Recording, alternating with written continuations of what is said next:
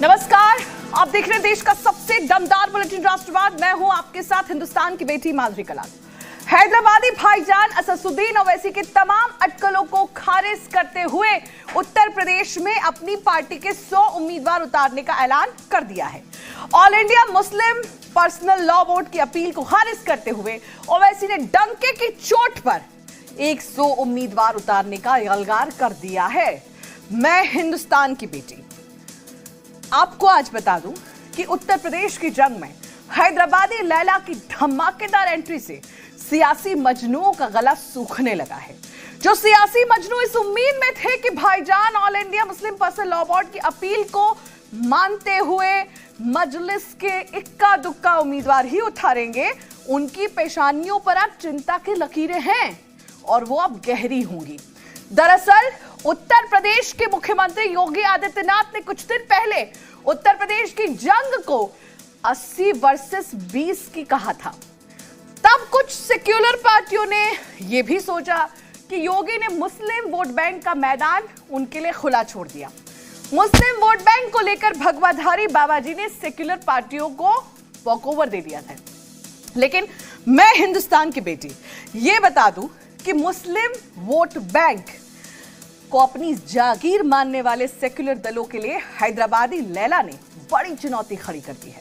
Owaisi secular दलों के पुराने इतिहास की खबर खोद रहे हैं और पूछ रहे हैं जिन दलों ने मुसलमानों के वोट बैंक से अपना सियासी महल खड़ा कर लिया, उन्होंने मुसलमानों को क्या दिया। ओवैसी के इस सवाल का जवाब न लाल टोपीधारी अखिलेश भैया के पास है, ना ही वो छुटभैये नेता जो कुछ दिन पहले तक लैला के मजनू बने हुए थे। देखिए रिपोर्ट। हम 100 विधानसभा की सीट पर लड़ने की तैयारी कर रहे हैं। 100 सीट लड़ने से बढ़िया है कि 10 सीट लड़ो। 100 सीट लड़ करके आप 100 हार जाओगे। तुम 11% यादव हो, हम 19% मुसलमान हैं। 80% लोग हमारे साथ हैं और आप जैसे लोग 20% खिलाफ हैं। ये चुनाव 80 बनाम 20 का होगा। 80% समर्थन एक तरफ होगा, 20% दूसरी तरफ होगा। मोदी और योगी का ब्रांड अब नहीं चलने वाला है। अब भाजपा गई। 20% का अटैक, भाईजान कम बैक, ओवैसी का रेड अलर्ट, मुस्लिम वोट बैंक हैक। हमारे पार्टी प्रेसिडेंट ने इस बात का ऐलान किया है कि हम लोग उत्तर प्रदेश के विधानसभा में 100 विधानसभा की सीट पर लड़ने की तैयारी कर रहे हैं। मजनुओं ने की बेवफाई, लैला ने आंख दिखाई। हम लोग पूरी तैयारी कर रहे हैं, पूरी तैयारी के साथ इस चुनाव में मुकाबला कर रहे हैं। हैदराबाद के भड़काऊ भाईजान की नाक में all India Muslim personal law board की नकेल डालने का समाजवादी प्लान पंक्चर हो चुका है। भाईजान ने यूपी की जंग में धमाकेदार कमबैक किया है और अपने पुराने वादे के मुताबिक यूपी की 100 सीटों पर मजलिस के उम्मीदवार उतारने का प्लान भी पेश कर दिया है। दरअसल all India Muslim personal law board ने यूपी की जंग में भगवा को लंगड़ी लगाने के लिए हैदराबादी भाईजान को कम से कम सीट पर उम्मीदवार उतारने की नसीहत दी थी। मुस्लिम पर्सनल लॉ बोर्ड के सदस्य सज्जाद नोमानी ने 4 दिन पहले सियासी लैला को खुला खत लिखकर कहा था कि जिन सीटों पर जीत तय हो उन सीटों पर ही असदुद्दीन ओवैसी को अपने उम्मीदवार उतारने चाहिए। जो लोग निर्दयी हैं ऐसे लोगों के खिलाफ वोटों का बंटवारा होने से रोकना चाहिए। सज्जाद नोमानी के इस खुले खत के बाद हैदराबादी भाईजान 4 दिन तक चुप्पी साधे रहे। ऐसे में लाल टोपी कैंप को यह गलतफहमी हो गई कि all India Muslim personal law board का तीर सही निशाने पर लग चुका है। लेकिन 4 दिन बाद सज्जाद नोमानी के खुले खत का तगड़ा जवाब देते हुए भाईजान ने दो टूक कह दिया कि मुस्लिम पर्सनल लॉ बोर्ड को अपनी हदों में रहना चाहिए, सियासी मामलों में दखल देने की उसे कोई जरूरत नहीं है। मुस्लिम पर्सनल लॉ बोर्ड की नसीहत भाईजान ने कर दी नोमानी की फजीहत। गलत बात है। All India Muslim personal law board का कॉन्स्टिट्यूशन क्लियर है, वो पॉलिटिक्स में इन्वॉल्व नहीं होता। तो आपको ये बात समझने की जरूरत है। कई मरतबा हम ये कह चुके हैं कि पर्सनल लॉ बोर्ड सियासत से, अमली सियासत से उसका कोई ताल्लुक नहीं है, ना वो उनका पोजीशन है। साफ है कि all India Muslim personal law board के जरिए हैदराबादी भाईजान के खतरे को टालने की समाजवादी कोशिश नाकाम हो चुकी है। भाईजान ने पहले की तरह न सिर्फ 100 सीटों पर जंग लड़ने के अपने बयान को दोबारा जारी कर दिया, बल्कि पहले फेज की 9 सीटों पर उम्मीदवारों की सूची भी जारी कर दी।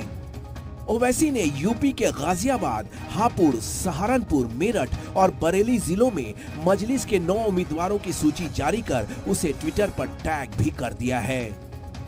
लिस्ट जारी करते हुए ओवैसी ने सबसे करारा हमला उन सेकुलर पार्टियों पर किया जो मुसलमानों के वोट बैंक से सत्ता हासिल करते रहे हैं। ओवैसी ने ट्वीट कर मुसलमानों की गैरत को ललकार दिया है।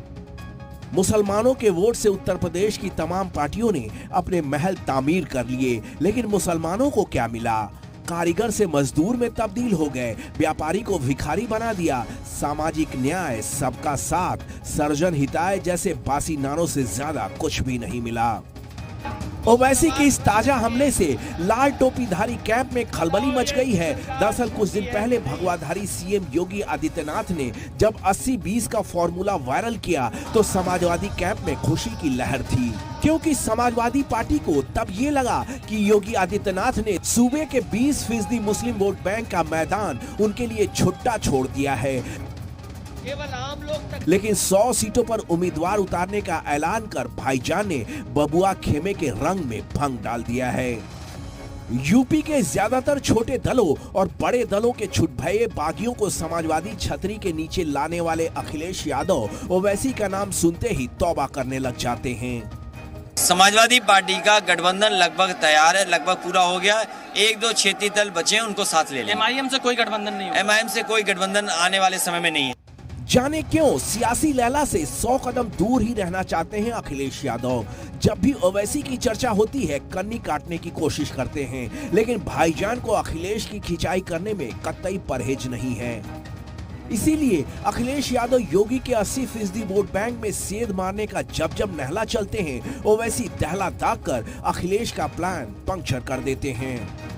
रात में हमारे सपने में आए थे भगवान कृष्ण जी, कह रहे थे आपकी सरकार बनने वाली है। अखिलेश यादव सुनो, मेरे खास में असकोली के गरीब मुसलमान आकर मुझसे कह रहे कि अब तुमको वोट नहीं देंगे इंशाअल्लाह ताला। इसमें कोई संदेह नहीं कि यूपी में 4 बार सत्ता का स्वाद चखने वाली समाजवादी पार्टी की असली ताकत एमवाई समीकरण में समाई हुई है। लेकिन 22 की जंग में लाला भाईजान ने एमवाई की समाजवादी नाव में 20% का बड़ा सुराख कर दिया है। अब आपके मन में ये सवाल होगा कि मुसलमान समाजवादी पार्टी को छोड़कर मजलिस को वोट क्यों देगा? मुसलमान अपने वोटों का बंटवारा आखिर क्यों करेगा? मुसलमान अपने वोटों का बंटवारा करके योगी को मजबूत क्यों करेगा? यूपी की सियासी फिजा में तैर रहे इन सवालों का बहुत सॉलिड जवाब भाईजान के जेहन में मौजूद है। ओवैसी साफ कहते हैं कि सेकुलरिज्म के नाम पर इन दलों ने मुसलमानों का वोट बैंक हासिल कर सत्ता तो हथिया ली, लेकिन उसके बाद मुसलमानों को ठेंगा दिखा दिया। मगर जो पॉलिटिकल सेकुलरिज्म को इन तमाम पॉलिटिकल पार्टीज ने एक फुटबॉल की तरह इस्तेमाल किया और उसको धोखे के तौर पर इस्तेमाल किया अल्पसंख्यक समाज से, मैं उस पॉलिटिकल सेकुलरिज्म को नहीं मानता, ना कभी मानूंगा उसको।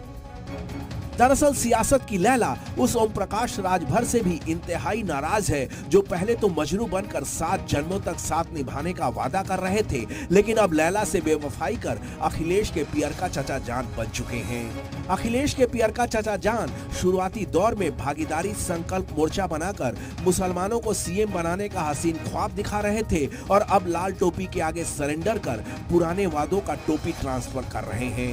राजभर से जब भी सवाल पूछा जा रहा है कि गठबंधन में आपकी सुहेल देव भारतीय समाज पार्टी को कितनी सीटें मिली हैं, तो वो बीजेपी का खूंटा उखाड़ने का दावा करने लगते हैं। खोल देला उरो हवा निकल जाए। हर आदमी यही कह रहा है कि भाजपा गईल, अब भाजपा गईल, अब भाजपा न आई। ये चर्चा गांवों तक हो गई है।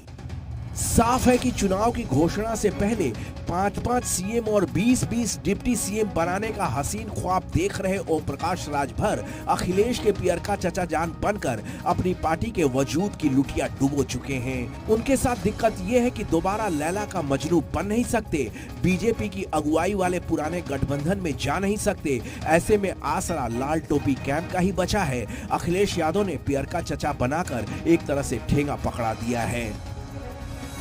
ब्यूरो रिपोर्ट, जी मीडिया। यूपी में पहले चरण का रण 10 फरवरी को है। उससे पहले ही भड़काऊ भाईजान ने बड़ा गेम किया है। ओवैसी ने अपनी पार्टी की दूसरी लिस्ट जारी करते हुए अब तक कुल 17 उम्मीदवारों का ऐलान कर दिया, जिसमें 1 हिंदू और 16 मुसलमान हैं। मैं हिंदुस्तान के बेटे आज राष्ट्रवाद में ये आपको बता दूं कि ओवैसी की इस लिस्ट से क्यों अखिलेश परेशान है। उत्तर प्रदेश के इस युद्ध में इस बार मुकाबला बीजेपी और समाजवादी गठबंधन के बीच है। समाजवादियों की ताकत 20% मुसलमान वोटर रहे हैं और ये बात सच है, लेकिन इस बार ये 20% पर भड़काऊ भाईजान ने दावा ठोककर टीपी को खेला खराब करने का प्लान किया है। मैं हिंदुस्तान की बेटी आज राष्ट्रवाद में आपको बता रही हूं कि समाजवादियों का सामाजिक न्याय का नारा कैसे पहले ही चरण में चकनाचूर होता दिख रहा है। मैं हिंदुस्तान की बेटी आज राष्ट्रवाद में आपको बताऊंगी कि अखिलेश ने कैराना से क्यों बदला कैंडिडेट।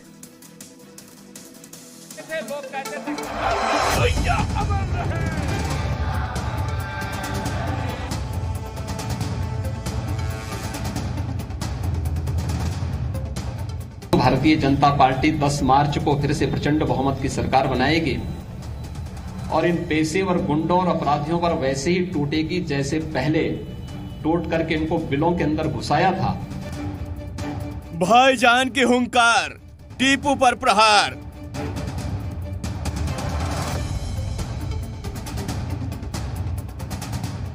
बीस फीसदी पर घमासान, बबुआ परेशान।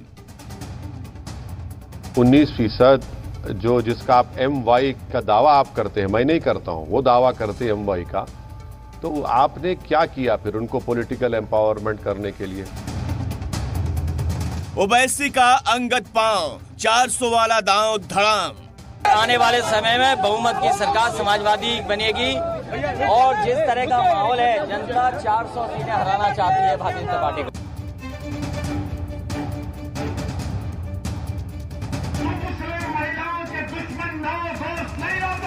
भड़काऊ भाईजान ने ठान लिया है कि इस बार वो सेकुलर गैंग की साजिशों को तार तार कर देंगे।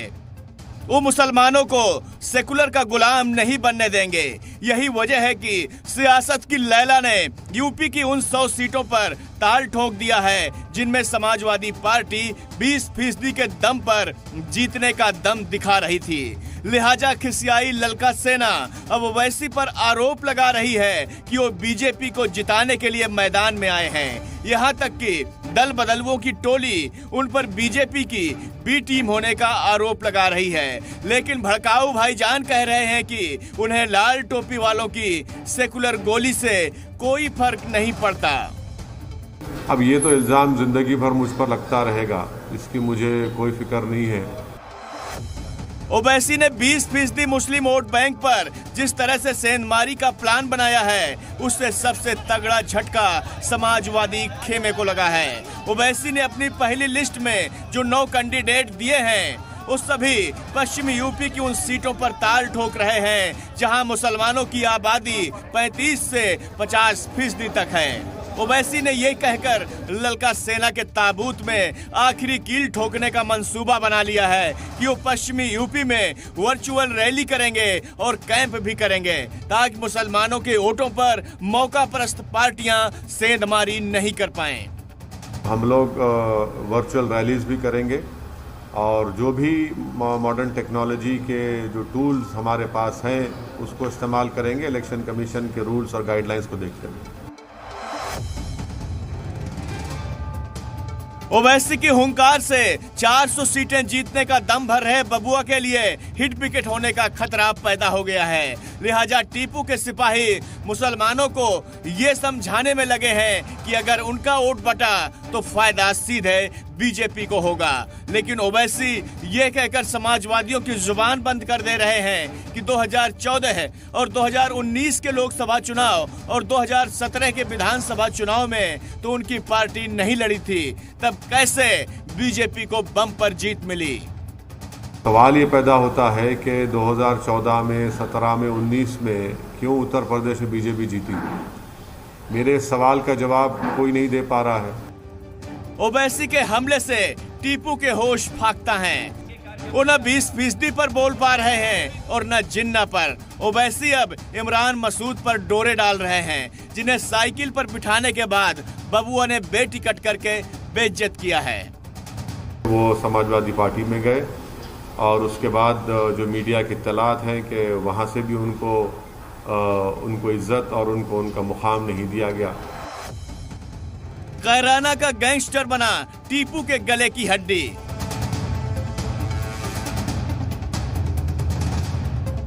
इधर उधर ले लो, ये जो बाजार में ये जो लोग भाजपा के बैठे हैं, इनकी तबीयत में सुधार आ जाएगा। इन्हें पता चल जाएगा जो है हमारे पैसों से हम जब चीज लेते हैं तब इनका घर चलता है, और इनके घर चलने की वजह से आज हम लोगों पे जो है जूता बजाया जा रहा। नाहिद का कटा टिकट, बहन इकरा पर नया दांव।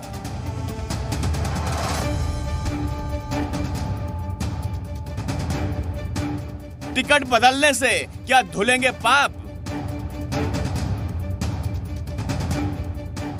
अखिलेश यादव की सामाजिक क्रांति का कैराना के बहाने जब बीजेपी ने बाजा बजा दिया तो उन्होंने पैंतरा बदलते हुए गैंगस्टर नाहिद हसन का टिकट काटकर उसकी बहन इकरा हसन को टिकट थमा दिया। अब कैराना में गैंगस्टर की बहन इकरा हसन साइकिल पर ताल ठोकेंगे तो कमल पर कैराना के बड़े बाबू हुकुम सिंह की बेटी मृगांका सिंह मोर्चा संभालेंगी। टीपू के गैंगस्टर प्रेम पर एक बार फिर मुख्यमंत्री योगी आदित्यनाथ और उप मुख्यमंत्री केपी मौर्य ने बड़ा हमला बोला। हिस्ट्री सीटर को, पेशेवर हिस्ट्री सीटर को और अपराधियों को टिकट देना इस समाजवादी पार्टी और गठबंधन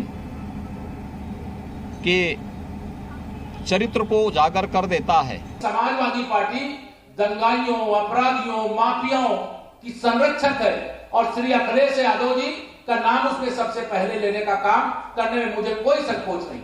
आज उन्होंने, मैंने सुना कि एक टिकट बदल करके उसी अपराधी की बहन को टिकट दे दिया। अखिलेश यादव को पहले से पता था कि नाहिद हसन गैंगस्टर है और कैराना में हिंदुओं को पलायन के लिए मजबूर करने में उसी के जिहादी गैंग का हाथ है। इसके बाद भी उन्होंने एक क्रिमिनल को मैदान में सिर्फ इसलिए उतारा क्योंकि वो डरा धमका कर चुनाव जीत सकता है। अगर आपको यकीन नहीं है तो वहीं के मुसलमानों की जुबानी सुन लीजिए नाहिद के कर्मकांडों की दास्तान। जब समाजवादी पार्टी की सरकार थी, यही विधायक थे, यही सांसद थे, यहाँ इतनी बदमनी थी, माहौल खराब था, गुंडागर्दी थी, कोई नशा बेइंतहा था और उसका असर जो है जनता के सामने हाथ में है, जनता के सामने है। पूरे शहर में कोई अस्पताल उन्होंने बनवाया हो, कोई बिजली घर उन्होंने बनवाया हो, कोई टंकी उन्होंने बनवाई हो, किसी भी विकास कार्य पर उनके नाम की नेम प्लेट लगी, उसका फादर नाम लगी, उसके नाम लग रही है, मुझे दिखा दो आप पूरे शहर में सर्वे करके। कैराना का मामला सुप्रीम कोर्ट भी पहुंच गया है और वकील अश्विनी उपाध्याय ने एक गैंगस्टर को टिकट देने की वजह से समाजवादी पार्टी की मान्यता खत्म करने के लिए याचिका लगाई है। समाजवादी पार्टी ने कैराना से एक गैंगस्टर को चुनाव मैदान में उतार दिया, इसीलिए मैंने सुप्रीम कोर्ट में पीआईएल फाइल किया है और हमने सुप्रीम कोर्ट से मांग किया है कि सबसे पहले तो इलेक्शन कमीशन को निर्देश दे कि वो समाजवादी पार्टी के मुखिया के खिलाफ कंटेम्प्ट पिटीशन फाइल करे और समाजवादी पार्टी की मान्यता रद्द करे। अब जरा समझते हैं कि सामाजिक न्याय के पैरोकार टीपू ने क्यों कैराना में एक गैंगस्टर पर दांव खेला। दरअसल कैराना में मुसलमान 42% हैं, गुज्जर 12% हैं, एससी 12% हैं, ब्राह्मण 3.5%, ठाकुर 1.6% और वैश्य 2.4% हैं।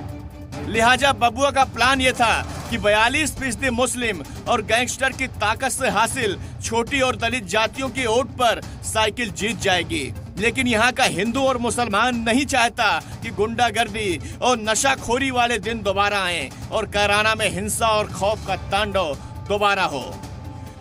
ये जनता फैसला करे कौन जीता गया। यहाँ आसार मरगंगा सिंह के जीतने के हैं, ना कि रायदर्शन के जीतने के हैं। नहीं भाई, हम तो अमरगंगा को जिताएंगे, अमरगंगा को वोट देंगे। उसके बाप ने बहुत काम करे, यहाँ डिग्री कॉलेज बनवाया, यहाँ अस्पताल बनवाया। 2022 में कैराना जिन्ना और जिहादी गैंग पर स्ट्राइक करेगा और हिंदू मुसलमान मिलकर विकास पथ पर चलेगा। ब्यूरो रिपोर्ट, जी मीडिया। 4 अक्टूबर 1992 को वजूद में आई समाजवादी पार्टी के साथ 3 दशक में ऐसा पहली बार है जब उसने MY यानी मुस्लिम यादव की मोहमाया से खुद को अलग किया है। दरअसल भगवा के प्रचंड लहर ने अखिलेश को हिंदू वोट बैंक को रिझाने के लिए मजबूर तो कर दिया, दूसरी तरफ हैदराबादी भाईजान ने भी अपने प्रचंड प्रचार अभियान के दम पर अखिलेश के विश्वास को डामाडोल किया है। मैं हिंदुस्तान की बेटी आपको बता दूं, मुलायम पुत्र अखिलेश ने एक साथ कई और पैर फैला दिए। एक तरफ वो ब्राह्मण वोट बैंक को साधने में लगे हैं, दूसरी तरफ राम और कृष्ण के भक्तों को रिझाने में भी लगे हैं। वहीं अब उन्होंने किसान आंदोलन के जो बुझे हुए कारतूस हैं उनको दोबारा से बंदूक में लोड कर लिया है। जी हाँ, अखिलेश यादव ने खत्म हो चुके आंदोलन की राख उठाकर उसे बारूद बनाने का नया सपना देखा है। उधर दूसरी तरफ किसान नेताओं ने साफ किया है कि उनका आशीर्वाद किसी एक पार्टी के साथ तो है ही नहीं, बल्कि सबके साथ है। खत्म हो चुके किसान आंदोलन के सबसे बड़े चेहरे राकेश टिकैत ने यह कहकर महागठबंधन खेमे की नींद उड़ा दी कि जो मजबूत हो उसे जीतना चाहिए और विपक्ष को भी मजबूत रहना चाहिए। साफ है, किसान आंदोलन की कढ़ाई में यूपी फतेह की जो जलेबी छानी गई थी वो चाशनी में पहुंचने से पहले ही स्वाहा हो गई। फार्मर्स रिवॉल्विंग फंड बनाने का काम करेंगे जिससे किसानों का भुगतान न रुके। सारी पार्टियां किसान का नाम लग गई, लेकिन आंदोलन से इतना फायदा हुआ। वोट मांगने के लिए ना हो, आशीर्वाद के लिए आवे जो कोई आवे। समाजवादी पार्टी की स्थापना के 3 दशक बाद पहली बार ये माहौल देखने को मिल रहा है। पहली बार ये हो रहा है कि समाजवादी पार्टी के नेता मुसलमानों और यादवों की युगलबंदी का तराना भूलकर फरसा किसान और हनुमान का सरगम गा रहे हैं। अखिलेश यादव का नया अवतार आपको हैरानी में डाल रहा होगा, लेकिन हकीकत यही है कि अखिलेश यादव मुस्लिम यादव का मैजिक भूलकर फरसा लहरा रहे हैं, गदा भाज रहे हैं और किसानों का हितैषी बनने की पूरी कोशिश कर रहे हैं। गन्ना किसानों को 15 दिन में उनका भुगतान सुनिश्चित किया जाएगा। इसके लिए फार्मर्स रिवॉल्विंग फंड भी अगर बनाना पड़ेगा, फार्मर्स रिवॉल्विंग फंड बनाने का काम करेंगे जिससे किसानों का भुगतान न रुके। बड़ी संख्या में ब्राह्मण समाज भी समाजवादी पार्टी को आशीर्वाद देने आया है और हम भविष्य में ये कह सकते हैं कि जिस तरीके से परशुराम जयंती के लिए छुट्टी थी वो दोबारा होगी। उनसे अच्छा मंदिर में बनाऊंगा, वो हमारी मर्जी है ना, कहाँ बनाएंगे, हमारे भगवान है, हम जहाँ चाहें वहाँ बनाएंगे। ये कौन सी बात है, तुम हमारा थोड़ी बताओगे हमारे कौन से भगवान है। फरसा और गदा का दांव टीपू के लिए अब थोड़ा पुराना हो चला है, लेकिन नया डोरा उन्होंने किसानों पर डाला है। खत्म हो चुके किसान आंदोलन की राख में चिंगारी तलाश रहे हैं अखिलेश यादव, इसीलिए हर सभा में जी भर के किसानों की बात कर रहे हैं, उनके पुराने जख्म को नए सिरे से कुरेद रहे हैं। जिन्होंने किसानों पर अत्याचार और अन्याय किया है उस भाजपा को हराएंगे, हटाएंगे। हमारी अपील है कि किसान अन्नदाता भारतीय जनता पार्टी को हराएं, हटाएं। हालांकि जिन अरमानों के साथ अखिलेश यादव ने किसानों के समर्थन की बारात निकाली थी, उन अरमानों की हवा खुद किसान नेताओं ने 24 घंटे के भीतर ही निकाल दी। भारतीय किसान यूनियन के अध्यक्ष नरेश टिकैत ने रविवार को बुढ़ाना से एसपी आरएलडी के उम्मीदवार राजपाल बालियान को जिताने की जोरदार अपील की, लेकिन 24 घंटे बाद ही वो अपने बयान से मुकर गए और ये कह दिया कि हमारा आशीर्वाद सबको है, किसी एक को नहीं। गठबंधन को जहाँ से जिसकी भी वो बातचीत, भाई आप लोगों की परीक्षा की घड़ी, इस गठबंधन का बगल जो कोई भी जाए उसे जो कुछ भी तरीका अपनाना हो, सब आशीर्वाद देने। वोट मांगने की बात यहाँ से कोई ना करे, सब तो बड़ी यही बात है। वोट मांगने के लिए ना आवे, आशीर्वाद के लिए आवे जो कोई आवे। 24 घंटे के भीतर ही गुलाटी मार गए नरेश टिकैत और अखिलेश यादव देखते ही रह गए। पर नरेश टिकैत का सदमा तो किसी तरह अखिलेश यादव बर्दाश्त कर गए, लेकिन टीपू को असली झटका तो राकेश टिकैत ने दिया है। राकेश टिकैत ने तो इशारों में ये कह दिया कि जो मजबूत है उसी को जिताओ। किसान हमारा ये है कि सारी पार्टियां किसान का नाम लगी लेना। आंदोलन से इतना फायदा हुआ कि अपने घोषणा पत्र में नाम लेने लगी, घोषणा पत्र में नाम लेने लगी, तो भाई जब किसी की भी सरकार बन जाएगी तो उनसे पूछ जाएंगे। और विपक्ष और जिम्मेदार आदमी जो मजबूत लोग हैं वो चुनाव जीतने चाहिए, मतलब विपक्ष भी मजबूत रहना चाहिए, अपनी बात कहने के लिए विपक्ष भी मजबूत रहना चाहिए। साफ है कि किसानों की भावना के दोहन का अखिलेश का सपना पूरा होता नहीं दिख रहा है, लेकिन हैरानी तो यह है कि भगवाधारी सीएम योगी आदित्यनाथ के प्रचंड भगवा लहर से डरे अखिलेश अपनी पार्टी लाइन के विपरीत सनातनियों को लुभाने की कोशिश कर रहे हैं। 22 की जंग में अखिलेश अली को भूलकर बजरंग बली का नारा बुलंद कर रहे हैं। मुस्लिम यादव फॉर्मूले को टीपू ने दिया तलाक, एमवाई को छोड़ा, सनातन पर समाजवादी डोरा। भगवान कृष्ण हम सबके हैं, कोई ऐसा नहीं यहाँ होगा पंडाल में या यहाँ पर जो भगवान कृष्ण को नहीं मानता। हम तो इतना ही जानते हैं कि भगवान को वही याद करता है जो तकलीफ और परेशानी में होता है। उनसे अच्छा मंदिर में बनाऊंगा, वो हमारी मर्जी है ना, कहाँ बनाएंगे, हमारे भगवान है, हम जहाँ चाहे वहाँ बनाएंगे। ये कौन सी बात है? तो हमारा थोड़ी बताओगे हमारे कौन से भगवान है। दरअसल अखिलेश यादव मुस्लिम यादव कॉम्बिनेशन को टेकन फॉर ग्रांटेड ले रहे थे, लेकिन हैदराबादी भाईजान ने यूपी के मुसलमानों को सेकुलर पार्टियों के खिलाफ ऐसे भड़काया है कि सेकुलर पार्टियां सेकुलरिज्म का सबक भूलकर भक्ति का राग अलापने लगी हैं। तुम 11% यादव हो, हम 19% मुसलमान हैं। ओवैसी के इसी उग्र प्रचार की वजह से अखिलेश यादव की नींद उड़ी हुई है, क्योंकि यूपी का मुसलमान अगर समाजवादी पार्टी से छिटका तो अखिलेश के लिए सरकार बनाना तो दूर 2017 के आंकड़े तक पहुंचना भी मुश्किल हो जाएगा। रही बात गदा और फरसा के जरिए हिंदुओं को लुभाने की, तो समाजवादी पार्टी का इतिहास सनातनियों को लेकर कुछ इस कदर रक्त रंजित है कि हिंदू आसानी से उसे भूल नहीं सकते। 30 अक्टूबर 1990 और 2 नवंबर 1990 को इसी अयोध्या में राम भक्तों पर, राम कार सेवकों पर गोलियां चलाई गई थी। बर्बर लाठीचार्ज हो रहा था। तब जय श्री राम बोलना एक अपराध माना जाता था। साफ है कि पूरे के चक्कर में आधा छोड़ने वाले अखिलेश के हाथ से पूरा और आधा दोनों छिटक जाने का खतरा मंडरा रहा है। ओवैसी मुस्लिम वोट बैंक में सेंध लगा रहे हैं और राम के भक्त रामलला को टेंट से निकालकर मंदिर में विराजमान कराने वाली बीजेपी को छोड़कर किसी और को वोट देंगे ऐसा लग नहीं रहा। कुल मिलाकर समाजवादी पार्टी का गेम गड़बड़ाता हुआ दिख रहा है। अब बीजेपी के बागियों के सहारे अखिलेश अपने किले को चाहे जितना भी मजबूत कर लें, लेकिन जमीनी हकीकत कुछ और ही बयां कर रही है। ब्यूरो रिपोर्ट, जी मीडिया। ओवैसी के पंच से परेशान अखिलेश यादव अब चुनाव आयोग पर हमला बोल रहे हैं और आरोप भी लगा रहे हैं कि समाजवादियों को प्रचार करने से रोका जा रहा है, जबकि बीजेपी के कैंडिडेट को खुली छूट दी जा रही है। मैं हिंदुस्तान की बेटी आज राष्ट्रवाद में अखिलेश यादव के इस दावे की असलियत भी आपको बताती हूँ। बीजेपी को भगोड़ों को साइकिल पर बिठाकर अखिलेश यादव दावा कर रहे हैं कि वो 400 सीटें जीतेंगे और बाबा मुख्यमंत्री को घर वापस भेज देंगे। मैं हिंदुस्तान की बेटी राष्ट्रवाद में इस दावे की पड़ताल भी आपको बताती हूं और समझाती हूं कि बीजेपी के चाणक्य अमित शाह जब 23 को पूर्वांचल के दौरे पर पहुंचेंगे तो कैसे समाजवादियों का खेला हवा हो जाएगा।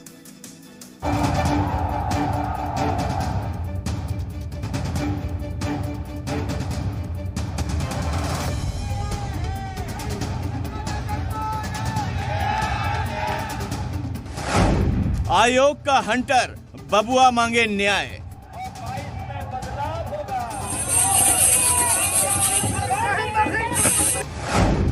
बीस पर गेम, 80 का भगवा प्रेम।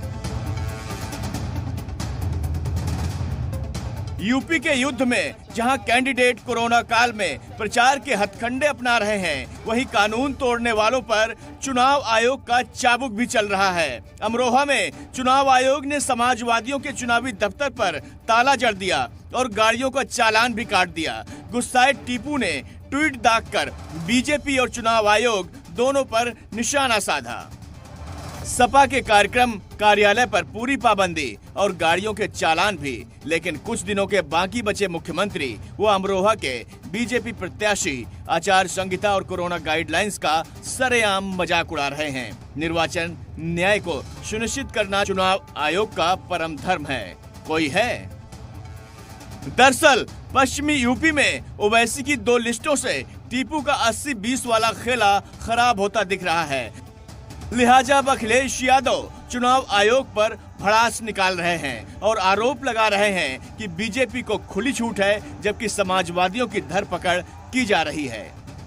भारतीय जनता पार्टी, उनके नेता, उनके मुख्यमंत्री आचार संहिता का जगह जगह उल्लंघन कर रहे हैं। समाजवादी पार्टी लिखित शिकायत चुनाव आयोग को करेगी। लेकिन चुनाव आयोग को कोसने से पहले अखिलेश को देखना चाहिए कि आचार संहिता के उल्लंघन पर मुजफ्फरनगर में बीजेपी विधायक उमेश मलिक पर मुकदमा दर्ज हुआ है। वो बिना परमिशन के रोड शो निकाल रहे थे, तो दूसरी ओर मथुरा की गोवर्धन सीट से बीजेपी प्रत्याशी मेघ श्याम पर भी आचार संहिता के उल्लंघन मामले में आयोग का हंटर चला है। दरअसल टीपू इस मुगालते में है कि बीजेपी के भगोड़ों के दम पर वो योगी को चारों खाने चित्त कर देंगे और उनका जात पात वाला कार्ड चुनावी जीत की पक्की गारंटी बन जाएगा। हम समाजवादी लोग मिलकर के रंग बिरंगा गुलदस्ता बनाना चाहते हैं। एक रंगी लोग किसी के जीवन में खुशहाली नहीं ला सकते। भारतीय जनता पार्टी परिश्रम और पराक्रम, कार्यकर्ताओं के परिश्रम और पराक्रम की पार्टी है। परिवार के पालने में पैदा हुई पार्टी नहीं है। भारतीय जनता पार्टी ने कट, कमीशन, करप्शन और कम्युनलिज्म का बंटाधार किया है। अखिलेश यादव इस खुशफहमी में बड़ी बड़ी बातें कर रहे हैं कि पियर का चाचा दारा सिंह चौहान और स्वामी प्रसाद मौर्य अपनी अपनी जात का वोट उनकी झोली में डाल देंगे। उन्हीं के दम पर अखिलेश 85-15 का फार्मूला पेश कर रहे हैं और दावा कर रहे हैं कि यूपी का 85% वोटर उनके साथ है और 15% भी योगी के खिलाफ है। ये जो लोग गिनती गिन रहे थे, कभी 80, कभी 20 और कहते थे 3/4 सीटें जीत करके आ रहे हैं। विकास सबका किया, लेकिन तुष्टीकरण किसी का नहीं किया। मुझे लगता है किसी गलतफहमी के शिकार होंगे। ये चुनाव 80 बनाम 20 का होगा। 80% समर्थन एक तरफ होगा, 20% दूसरी तरफ होगा। लेकिन बबुआ के 85% में 20% का कट तो भड़काऊ भाईजान ही मार रहे हैं, जिस एमवाई फार्मूले पर मुलायम का कुनबा सत्ता की मलाई काटता आया है। अब वो समीकरण बचाना भी अखिलेश के लिए बड़ी चुनौती है। स्वामी साहब मौर्य जी साथ आए, हमें खुशी है। उनके साथ और साथी भी आए हैं। समाजवादी पार्टी की जो आने वाले समय में लड़ाई है उसको और आसान किया। आज दारा सिंह चौहान जी भी समाजवादी पार्टी के साथ खड़े हो रहे हैं, तो मुझे खुशी है इस बात की कि पूरा उत्तर प्रदेश एक खुशहाली की पॉलिटिक्स करना चाहता है। तुमने दूध भी घर लेकर चले गए, मलाई भी खा लिए, दही भी खा लिए। पूर्वांचल में दारा सिंह चौहान, पियर का चाचा, ओपी राजभर और स्वामी प्रसाद मौर्य के जात पात पर बीजेपी ने संजय निषाद को लाकर बड़ा घात कर दिया है। बीजेपी संजय निषाद को 15 सीटें देकर अखिलेश के कुनबे का खेल बिगाड़ने का पक्का प्लान कर चुकी है। बीजेपी ने निषाद पार्टी को हदावल, रुद्रपुर, गोरखपुर ग्रामीण, नौतनवा, फरेंदा, कैंपियरगंज, तमकुहीराज, 1 सीट बस्ती से, 1 सीट भदोही और 1 प्रयागराज से देने का मन बना लिया है। फिलहाल राष्ट्रवाद में इतना ही। कल फिर से मिलूंगी तय वक्त पर। तब तक के लिए देखते रहिए जी हिंदुस्तान और रोजाना रात 9 बजे मेरे साथ राष्ट्रवाद।